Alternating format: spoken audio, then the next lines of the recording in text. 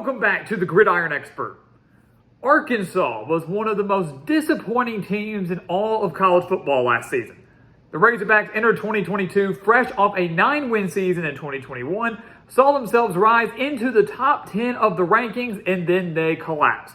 They lost to A&M in heartbreaking fashion, got blown out against Alabama, got blown out against Mississippi State, and the Hogs went from a top 10 team to unranked, finished the year at just 7-6, and almost lost the Liberty Bowl to Kansas, blew a 25-point second half lead, and took multiple overtimes to get past the Jayhawks. But Arkansas might be able to bounce back in 2023.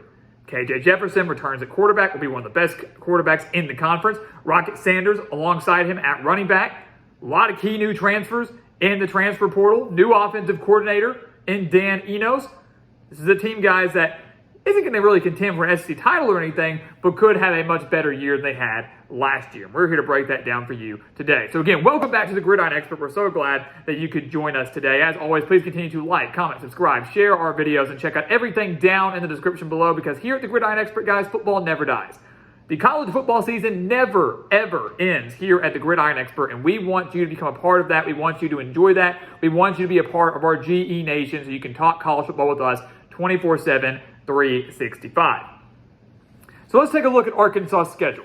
Again, this was a team that had high expectations last year. Many thought they could win 9 or 10 games in the regular season, and they just kind of imploded. Were unable to close out games, and it really felt that when Arkansas lost that heartbreaker to Texas A&M, the season just completely unraveled, fell apart, and they never were able to regain their focus. You look at the schedule going into the season, it's pretty tough.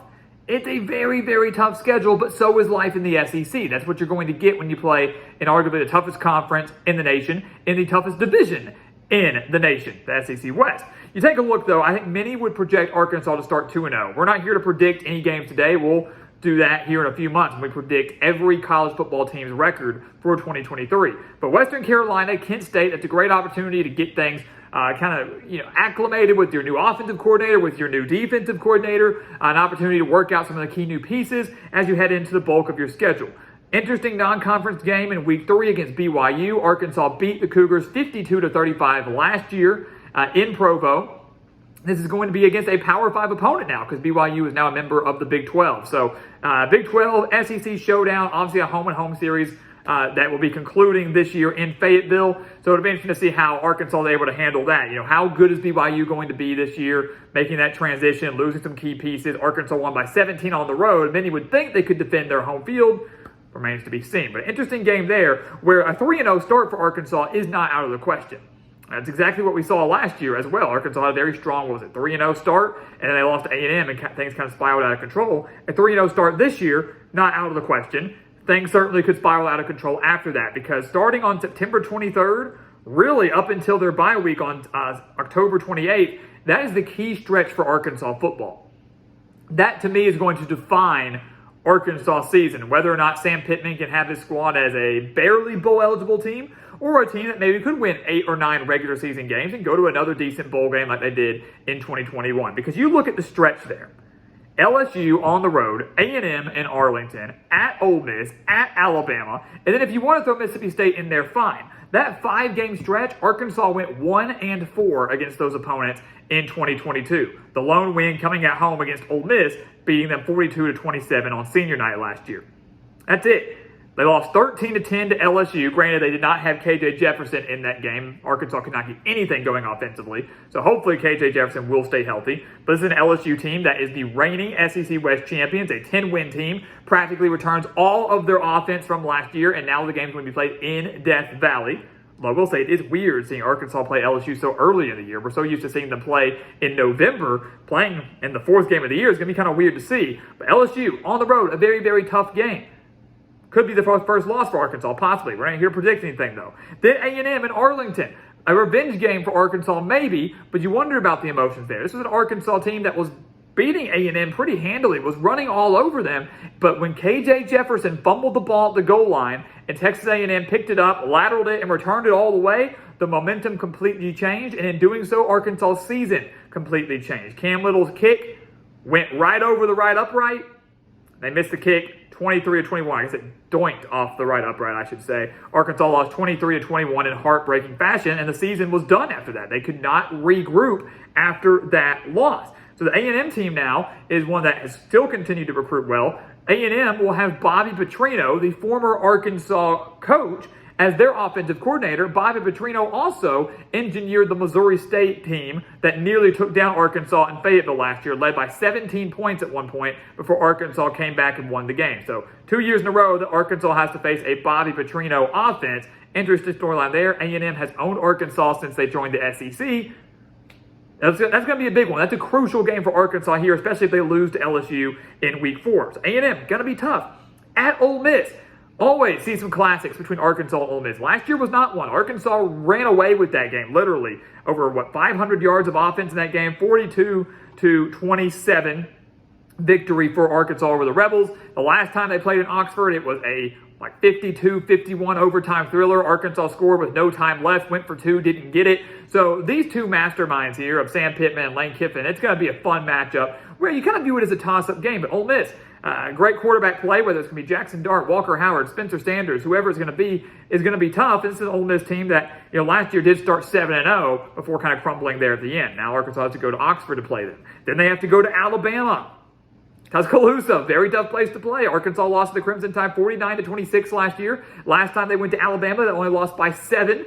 Bama, yes, dealing with a new quarterback. Could be Jalen Milroe, could be Ty Simpson. We don't know. Jalen Milroe, though, did pretty dang good against Arkansas when the Razorbacks played them last year. Bryce Young got hurt against the Razorbacks. Milroe came in, and it was that 80-something yard run on third down that really sealed the deal for Alabama against the Razorbacks. And then if you want to tack on Mississippi State to that big stretch, you can. Arkansas lost to the Bulldogs 40-17 in Starkville last year. Arkansas secondary, though, was one of the worst in the nation last year. Obviously, Mississippi State running the air raid. That's not a good recipe for success if you're the Razorbacks. So Mississippi State with their new coach, Zach Arnett, going to change some things up a little bit. Arkansas secondary, though, certainly going to need some help to face one of the better quarterbacks in the conference again in Will Rogers. So again, a possible 3-0 start for Arkansas, possibly. Brutal 5-game stretch after that. Right before their bye week. Brutal, where if you look at those 5 games, if I'm Arkansas, I'd consider even going 2-3 during that stretch a success. Mississippi State at home is certainly winnable. A&M at a neutral site is winnable. And again, look at that 5-game stretch there. Only one of them's in Fayetteville. Only one of those games will be in Fayetteville. At LSU, at Ole Miss, at Alabama, A&M's in Arlington. So after BYU, Arkansas will go, and if you count the Florida game, Arkansas will go from September 16th to November 11th with just one home game. That's insane. That's absolutely ridiculous and just shows how brutal the schedule is. So the 5-game stretch between September 23rd to October 21st, that's going to determine Arkansas' season, whether or not it can be a decent year or whether it's going to be another lackluster year. They come out of the bye week, they go to the Swamp to take on Florida. It could be worse. They could have drawn South Carolina on the road. Improving team or Shane Beamer could have drawn Georgia, could have drawn Tennessee. Florida's a team that in year 2 under Billy Napier still trying to find their footing. They're trying to find their stride. New quarterback in Graham Mertz. We don't really know what to expect from Florida. Playing in the Swamp's never easy, but it could have been a worse draw for Arkansas from their cross-division teams, which will be Florida and, of course, Missouri. They round out the year with 3 straight home games, so that's beneficial for the Razorbacks. Auburn, a team they beat by 14 at Jordan-Hare Stadium last year. Obviously, new coach for Hugh Freeze. We don't really know what to expect out of Auburn this year. Bit of a budding rivalry there. These two teams have not really liked each other over recent years, really since that Bo Nix controversial fumble has not been kind between Arkansas and Auburn. But the Razorbacks do get to host the Tigers. Florida International, many don't view as an issue. And then they host Missouri, a team that Arkansas probably should have beat last year, but could never really get the ball into the end zone. Lost 29-27. A lot of missed opportunities in the red zone for the Razorbacks last year. Missouri got the win, which ultimately made the Tigers bowl eligible. So, bit of a rivalry, kind of starting to heat up a little bit more. Eli Drinkwitz likes to, fan those flames quite a bit, but the Razorbacks get to host the Tigers in that battle line rivalry, which will be played the day after Thanksgiving. So, you look at this Arkansas schedule, guys. The talent is there for the Razorbacks to go back to the postseason. The talent is there for them to win maybe 7 games, maybe 8 games if they're lucky. But it's really going to come down to how they fare in that 5-game stretch that we've mentioned. The Razorbacks need to start 3-0.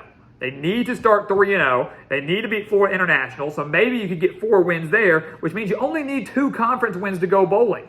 And for Razorback fans, that sounds disappointing. That's not going to be what you want. You don't want another 6-6 season. But with a schedule like this, that might be what you get. And you just got to be happy with postseason play. Yes, it's not where Arkansas should be, where they want to be. But with a schedule like that, postseason play, anywhere from 6 to 8 wins, I think would be considered a massive success with what the Razorbacks are up against.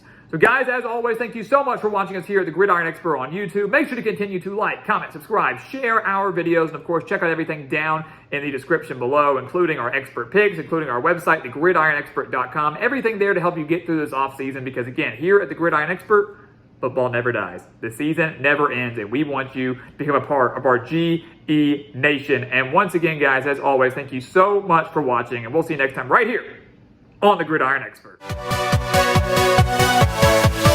Yeah.